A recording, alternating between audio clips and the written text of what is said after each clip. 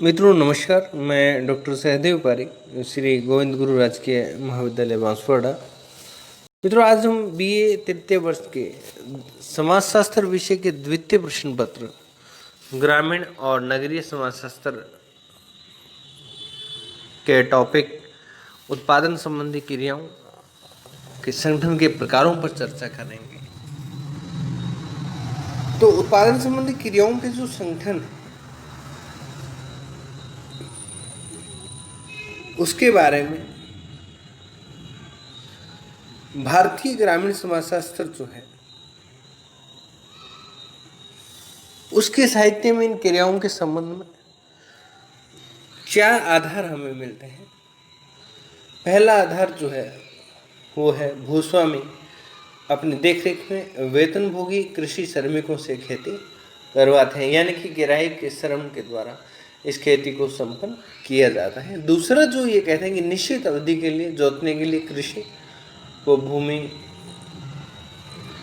लोगों को दी जाती है या कृषि करने वाले लोगों को दी जाती है, अर्थात एक तरह से ठेका प्रवृत्ति हम इसको कह सकते हैं कि भूमि ठेके पर देना भी हम इसको कहते हैं।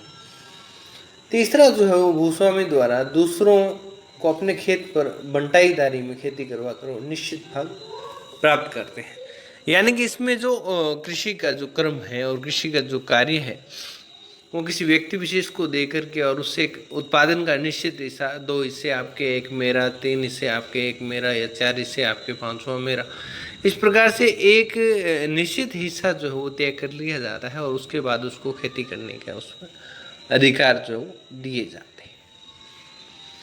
चौथा जो है वो पारिवारिक नातेदारी जाति व्यवस्था एवं स्थान विशेष से संबंधित होते हैं।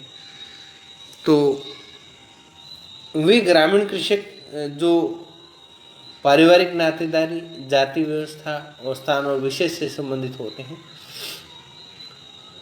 वे कृषि का कार्य करते हैं, और इस प्रकार से भारत के विभिन्न क्षेत्रों में कृषि कार्यों में संलग्न विभिन्न समूहों और श्रेणियों और उनके बीच पाए जाने वाले पारस्परिक संबंध अलग अलग पाए जाते हैं। इनके निर्धारक पैदावार की सामाजिक परंपराएं, श्रम विभाजन के आधार, भूमि का स्वामित्व, खेती में श्रम विभाजन के आधार, भूमि का स्वामित्व, खेती में श्रम, भूमि और जनसंख्या का दबाव आदि के द्वारा इनका निर्धारण होता है। दवा उत्पादन संबंधित क्रियाओं के संगठन के निम्न प्रकार प्रस्तुत किए जा सकते हैं। पहला आपको बताया था कि भूस्वामी अपनी देखरेख में वेतनभोगी श्रमिकों के द्वारा खेती करवाता है। तो इसके अंतर्गत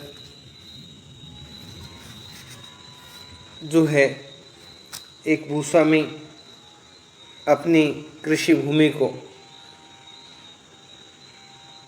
मजदूरों के द्वारा संपूर्ण खेती करवाता है और वो मजदूरों को ही अपनी देखरेख में रखता है, सुपरविजन खुद करता है और काम श्रमिकों से करवाता है। दूसरा जो हमने बताया था कि भूस्वामी निश्चित अवधि के लिए दूसरों को जोतने के लिए भूमि दे देता है। तो जोतने के लिए भूमि दे देता है, इसका मतलब ये हुआ कि वो पहले से निश्चित कर लेता है इतनी राशि में, इतने एवज में, इतने कृषि भूमि के एवज में मैं लूँगा और इसमें आप खेती करेंगे, उत्पादन जो वो आपका होगा, खर्चा जो है वो आपका होगा। किराए पर भूमि जोतने जैसा एक तरह का ये कार्य होता है। तीसरा जो वो बटाईदारी में खेती, वो मैंने आपको बताया था कि उपज का एक निश्चित हिस्सा निर्धारित कर लिया जाता है कि 2 हिस्से आपके, 1 मेरा और 3 मेरा, ये इस तरीके से जो ये खेती का उत्पादन किया जाता है वो कृषि संबंधी क्रियाओं के आधार पर जो है वो हम इसको तीसरे प्रकार में बांटते हैं। और चौथा जो कहते हैं नातेदारी जाति एवं विशेष स्थान विशेष से संबंधित, तो मैंने आपको पहले भी बताया था कि इसमें जो है वो मात्र क्या होता है कि नातेदारी, श्रम, पारिवारिक जाति व्यवस्था या स्थान विशेष से संबंधित होने के कारण और कृषि का कार्य करते हैं। भारत में जो है वो इसमें उत्पादन संबंधी क्रियाओं के संगठन में अलग अलग प्रकार और अलग अलग क्षेत्रों में इनके अंतर हमें दिखाई देते हैं। तो बिल्कुल छोटा सा टॉपिक था आज का हमारा, क्योंकि वो शेष भाग जो रह गया था पहले, तो उसी का ही एक हिस्सा है ये।